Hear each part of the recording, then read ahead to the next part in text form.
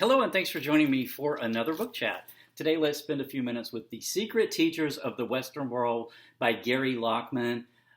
This book was originally published back in 2015, and I read this book because a few months ago I read a book called Lost Knowledge of the Imagination by Gary Lachman, and I really enjoyed it, and I came across this one at the same time, and so I definitely wanted to get to this one as well because I love this information. Anything with secret teachers or lost knowledge, sort of really grabs me. But I'm really interested in this esoteric knowledge and the history of that thread that's run through the entirety of Western civilization. So secret teachers are the teachers of esoteric knowledge. Really is the sort of this thought that, so our brains are divided into two different hemispheres, right? So we have the right brain, which is really intuitive, it's creative, it's connected, it's eternal, it's cosmic. And then our right brain, our left brain is really rational, linear, time-oriented.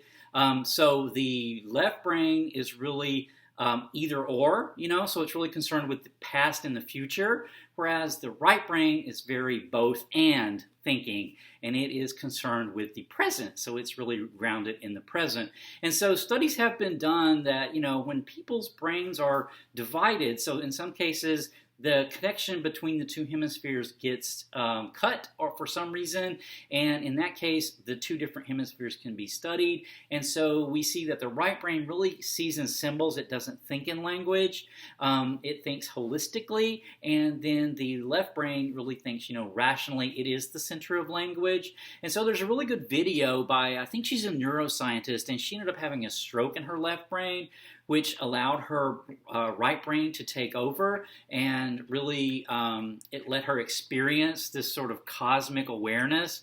And it's a really interesting TED Talk, so I'll link to that, the details of that down below. But yeah, these secret teachers. So these teachers have been with us. So the Western world focused on the left brain, so really rational, very linear. So we have had this in our history for centuries and centuries now. So our predominant way of thinking is in this left brain rational way. But there are these other teachers, these secret teachers. They haven't always been secret, but they became secret eventually due to persecution.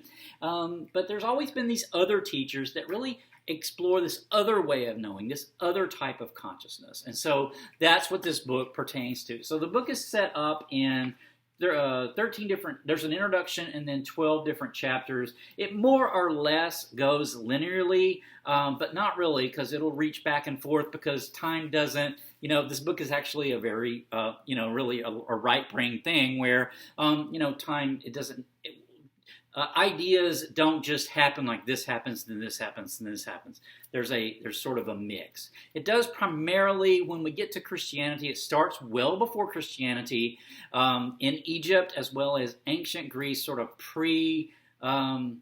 like pre-Plato Greece, like early Greece, mystery cults of both Egypt and Greece, and then progresses on, to birth of Christianity.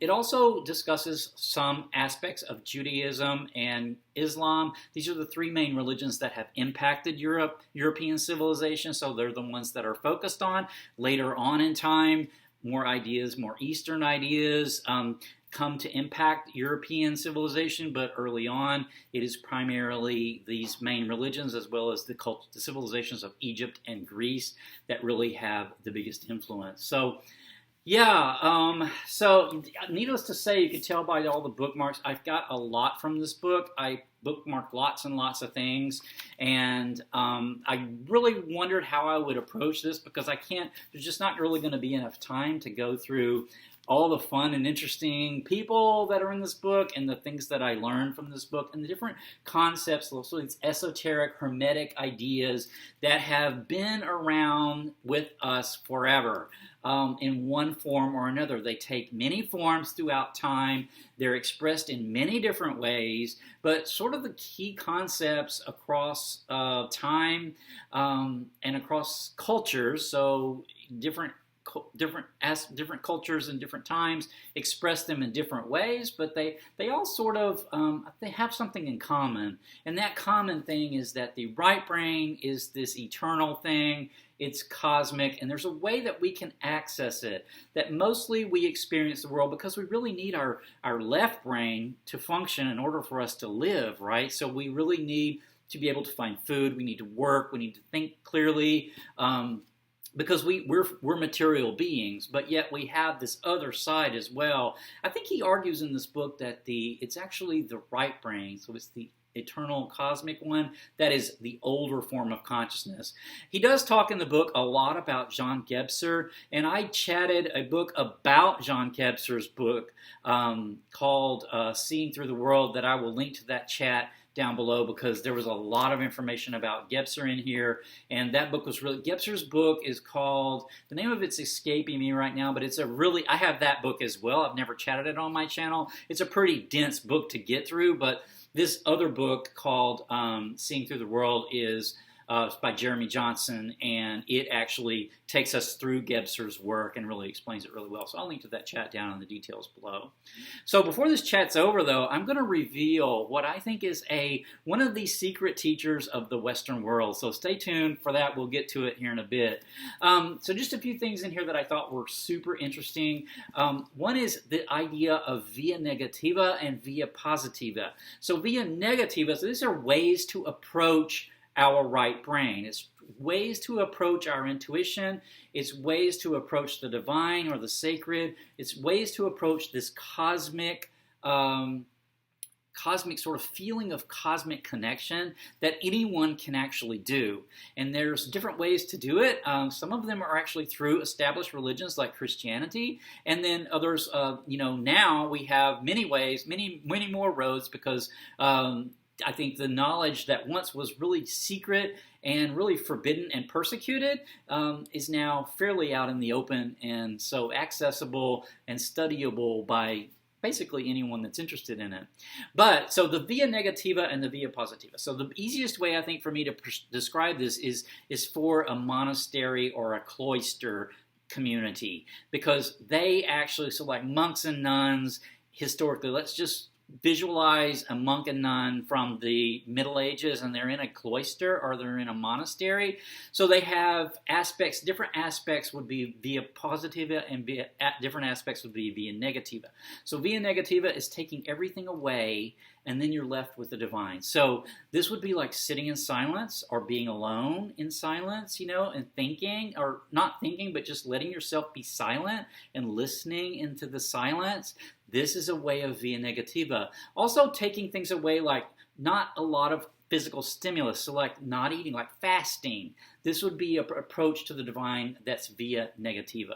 Via positiva would be something like chanting, or music, sacred music, or symbols, like looking at religious art, like in a cathedral. This is all via positiva. Also rituals. So ritualized behavior can lead you to this sort of right brain thinking, this sort of sacred connection through different rituals. So there's both of them have validity, and both of them can be practiced, and both of them can be skills that you can learn, and this is really all about what our secret teachers have been telling us for centuries. They can be learned, this can be learned, and it can be experienced, and it's accessible by anyone who really wants to approach it. So Gothic cathedrals, I mentioned a little bit about that. I thought this was really interesting. Gothic cathedrals, by the time Gothic comes around, they're really impacted by this sort of esoteric knowledge, very mathematical. Some of the symbolism in Gothic cathedrals, like the big rose windows, comes from esoteric or thought, esoteric thought, and I really want to explore that more. There's some books I put on my want to read. There's a great bibliography in this, and I put some books on my bibliography, on my want to read list about this, because I want to learn a little bit more about cathedrals and how they were built and all the symbolism in cathedrals, because I think that's so interesting. Another thing was about Dante and the Divine Comedy, and how that's actually really a journey. It's a spiritual journey of an individual, not necessarily, one thing about religion is you can take it very literally, or you can you can take it very left brain, which is very literal, or you can take it very right brain, which is very symbolic. And so you can take it very dogmatically, or you can take it very symbolically, and either way, you know. But the Divine Comedy, I think, can be read both ways. But this reading of it in a right-brained and an intuitive way, I think is really cool. There is a podcast that I will link to down below that explores this really well, this sort of psychological journey and what all the different levels of hell and purgatory and paradise, you know, what they're all really, you know, another thing that they're trying to tell us. So, So the divine. So one thing I really wanted to talk about before I completely run out of time is this book cover, because I think this is really one of the most fascinating insights that I had while reading this book. So you see here, there's 4 panels here, and we have blue, red, red, blue here. So you know, they alternate. So to me, this is actually symbolizing our 2 different hemispheres. So we have the blue, which is our right side of our brain, which is our intuitive side. It's the cosmic, it's the eternal, it's the heavenly, it's the sacred, you know. And then we have the red, which is the earthly. It is the linear. It is the sort of the mundane aspect. And so, you know, if you're looking at me, if you're looking at me right now, you see my right brain right here, but to me that's my left, right? So this is my intuitive side over here. I think that's why this is me looking at you and you looking at me. So you're seeing my hemispheres there like that. So I think that's really cool. But one thing I want to kind of call out is where we've seen this before, this red and blue with these types of meanings. And where have we seen those before? Yeah, so most often in Christian sort of art, we'll see Mary wearing blue and Jesus here, her son, wearing red. Mary's the mother, you know, so she's the eternal, she's the parent. And then, you know, us, the little physical beings, are the children of the eternal. And so we see this symbology in Christianity a lot. I did go ahead and find these little devotional statues, which I thought really expressed this really well. Mary wearing her blue cloak, and Jesus here in the red, you know, blood. He's a material being. We see Mary here standing on the earth. She's standing on a stone. She's actually standing on a snake. She's standing on the devil from Genesis. But Jesus here is standing on a cloud. So Mary is over the earth. She conquers materialism. And Jesus here, who is a material being, ascends to heaven. He is in heaven, you know. So that's duality that's in play here is really cool. And then you'll see this imbalance a lot. So here is a mosaic from the Cathedral of Monreale in Italy, where we see Jesus wearing a red garment but covered in the blue cloak. So he's both. He's in balance here with, you know, this is what we're attaining to, right? When we go into this cathedral, we're material beings, but we're connecting with our right brain in there. So we're connecting with the eternal and the divine. And he's holding up a book here that says, "I am the light of the world." I think that's what that says. But where have we seen this red and blue? Where else have we seen this red and blue symbology? Yeah, in Star Wars. If you watch Star Wars, you'll see the Jedi are represented in blue. They're the eternal. They are the sort of the cosmic and the connected. They're sort of monastic. They're spiritual. And then the more mundane, the material, the power struggle is on the right. It's with the Sith. And so we see them there fighting. So, but what does the Force want? You know, the Force in Star Wars mythology, the Force is seeking balance, because we need to have a balance between this duality, and you know, so we actually see this. We also see in the the Jesus story, where the material, you know, dies through love. Love is the transcendent force that takes the material to the divine. And then we also see this same thing in the Star Wars movies, if you've seen that, where it's the power of love. Love is the transition that actually causes the sacrifice that brings balance back to the Force. So Star Wars, to me, is a secret teacher of the Western world, which I think is really cool. All right. I'll end the chat with that.